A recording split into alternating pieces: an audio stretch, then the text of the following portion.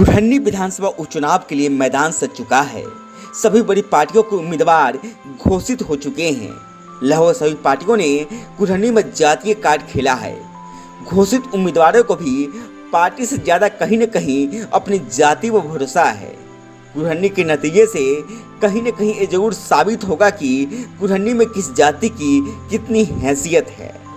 कुरहनी विधानसभा seat जब से अस्तित्व में आई है तब से सबसे अधिक बार विधायक भूमिहार समाज के लोग बनते आए हैं। भूमिहार जाति के साधु शरण शाही 77, 80, 85 और 90 में लगातार 4 टर्म यहाँ से विधायक चुने गए। हालांकि 1995 में पहली बार अगड़ों के हाथ से सीट छिटक कर पिछड़ों के कब्जे में चली गई, जिसके बाद से ही अगड़ा समुदाय इस सीट पर फिर से कब्जे का सिर्फ सपना ही बुन रहा है। 1995 के विधानसभा चुनाव में राजद के बसावन भगत जो कुशवाहा जाति के हैं ने दिग्गज भूमिहार नेता अशोक सम्राट को हराकर पहली बार इस सीट पर अगड़ों के वर्चस्व को तोड़ा था। तब से सीट पिछड़ों के ही हाथों में है। ऐसा नहीं है कि अगड़ों ने आगे चुनाव नहीं लड़ा, लेकिन कामयाबी कभी नहीं मिली। 2000 के विधानसभा चुनाव में बसावन भगत दोबारा राजद के टिकट पर चुने गए। फिर 2005 और 10 में जदयू के मनोज कुशवाहा ने इस सीट पर विजय पताका फहराया। 2015 में बीजेपी के बनिया उम्मीदवार केदार गुप्ता ने इस सीट पर कब्जा किया। 2020 में मल्ला जाति के अनिल सहनी ने राजद के टिकट पर जीत हासिल की थी। हालांकि इस बार गणित थोड़ा उलझ गया है।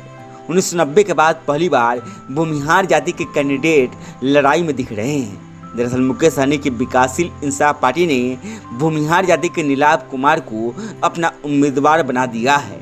नीलाभ साधु शरण शाही के पोते हैं। माना जाता है कि मल्ला समुदाय का एक मुश्त वोट नीलाभ को जा सकता है। कुरहनी में मल्ला वोटर की संख्या करीब 25,000 बताई जाती है। वहीं नीलाभ जिस भूमिहार जाति से आते हैं उस जाति के करीब 55,000 वोट है। ऐसे में अगर मल्ला और भूमिहार एकमत होकर नीलाभ को वोट कर देते हैं तो नीलाभ लड़ाई में आ जाएंगे। अब बीजेपी का भी गणित समझ लीजिए। बीजेपी ने केदार गुप्ता पर भरोसा जताया है। बनिया जाति से हैं। कुरहनी में बनिया वोटर की संख्या करीब 33,000 है।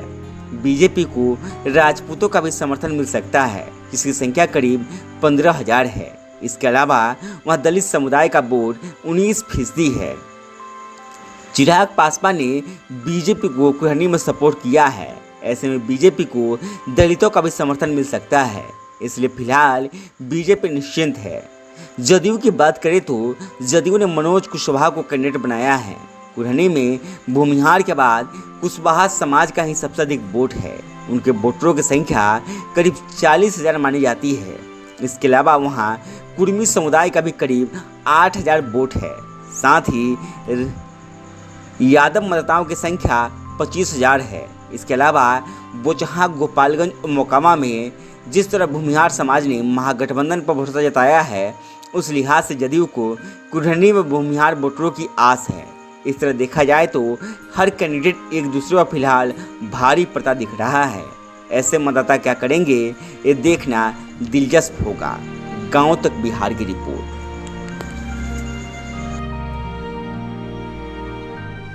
अब ऑर्गेनिक तरीके से रखें खुद के साथ किचन के बर्तनों और बाथरूम के टॉयलेट का ख्याल।